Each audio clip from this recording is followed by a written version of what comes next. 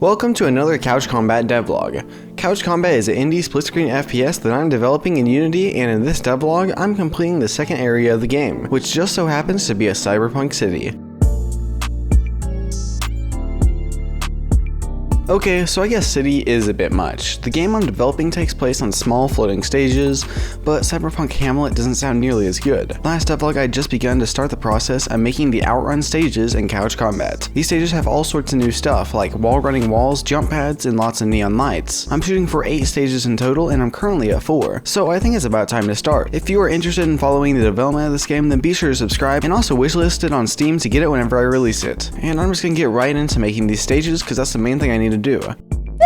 For the first stage, I'm going to make something pretty big. It's going to be 2 levels tall with a lot of space in between and wall running walls between the 2 sides of the upper level, which is split. There will also be some jump pads available to get to the top from the bottom, and then, after planning this all out, it was time to make it. I blocked it all out in Pro Builder and ended up adding a big tower in the middle for cover and movement options. After I had a stage design that I was happy with, I took it and threw it all into Blender for the second step. In Blender, I made all the final meshes and more details, mostly just the neon lights though, and after a few final touches, the stage was done.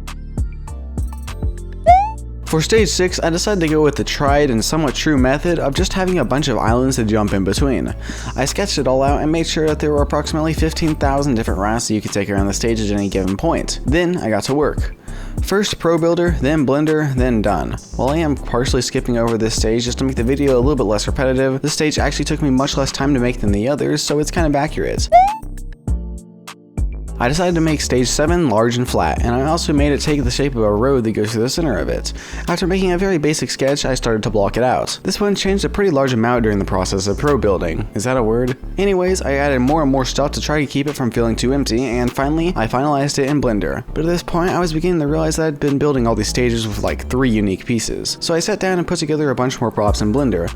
I made a lot of smaller ones, like traffic cones, a bench, and a barrel, and I also made a few variants of tires and tire stacks as well as a new traffic light. Then I went through all the stages that I had already done and scattered some of these new props about them. And now that the previous 7 stages have all gotten their glow ups, it was time to finish this and make the 8th and final stage.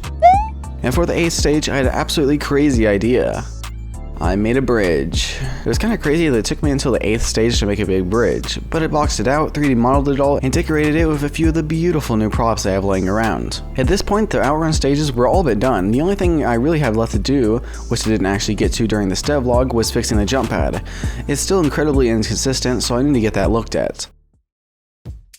Lately, I've been giving a bunch of sections of the game attention. First I redid the main menu, then the settings menu, so now it's time to fix the UI in the game, as it's pretty bad. The whole bunch of boxes thing just isn't really working, so I need to freshen it up. But I have quite a few things to think about whenever making this UI.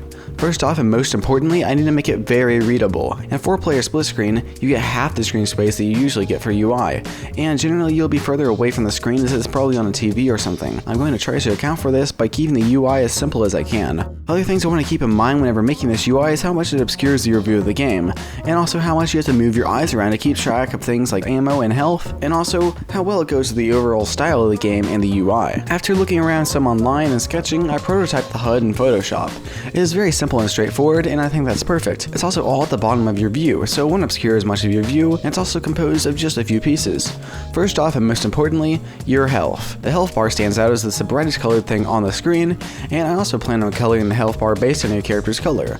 I just haven't done it yet. Next up, on the right side, you get an icon for which weapon you're currently holding and a big ammo counter. The weapon icon isn't 100% necessary, as you can sort of tell what you have from looking at the game, but it still helps to know for certain. There's also an icon for what grenade you have equipped. It's pretty big, but that's because the icon will be the only thing indicating what sort of grenade you have equipped. I will probably make this box only appear if you have a throwable picked up. Finally, I also concepted text that comes up across the bottom of the screen that tells you what you just picked up. This will only be visible just after picking up a gun, and once again, it's not really necessary, but I think it should help. None of this UI is actually programmed yet, though I do have a basic working version of it in the gameplay that you're watching. You might have noticed that the kills and win counters are missing. The reasoning is simple. You don't really need to know your kills or wins during the middle of a round. In fact, you probably want to check them most at the end, which is when they are the least visible. So I removed them from the main UI and I'm going to redo the windscreen to address these issues. I haven't started on this either, but I do have a very basic sketch. Across the top of the screen, you'll still see the goofy win messages, but there will also be a table that shows up that has everybody ranked by wins with kills listed.